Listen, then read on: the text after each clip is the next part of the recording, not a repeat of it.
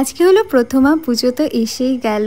আর আজকে বাবা বাজার থেকে মাশরুম নিয়ে এসেছে। আমার তো মাশরুম ভীষণ পছন্দের। এরপর একটা হল ভিডিও শুট করছিলাম আর করতে করতেই লাঞ্চ টাইম হয়ে গেল। আজকে মা মাশরুম দিয়ে ক্যাপসিকাম দিয়ে একটা ফ্রাই টাইপের রেসিপি করেছিল, যেটা খেতে দারুণ হয়েছিল। দেন শুভ্রা এসেছিল একটু দেখা করতে। রাতে একটা কাজে বেরোতে হচ্ছে, কিন্তু আজকে আমার বেরোনোর মতো একটু সিচুয়েশন নেই। প্রচুর প্রচুর কাজ। কিন্তু আজকে আমাদের বাড়ির যে পর্দাগুলো অর্ডার দেওয়া ছিল সেগুলো দেবে, প্লাস আমার ঘরের জন্য একটা বেডশিট নেবো, তো আমাকে যেতেই হচ্ছে। ভাবলাম তাড়াতাড়ি চলে আসবো, কিন্তু রাস্তায় বেরিয়েই জ্যামে আটকে পড়েছি। এখানে এক জায়গায় প্রতিমা বানাই, সেখান থেকে চাঁদপাড়ার একটা প্রতিমা যাচ্ছিল, কিন্তু নিয়ে যেতে গিয়ে কারেন্টের তারে না ভীষণই আটকে যাচ্ছিল, তো তার জন্য সব গাড়ি দাঁড়িয়ে পড়েছে। অনেকক্ষণ দাঁড়িয়ে থাকার পর আমরা ওখান থেকে টোটো ছেড়ে হেঁটেই চলে গেলাম। আর পাশেই একটা প্যান্ডেলও হচ্ছে।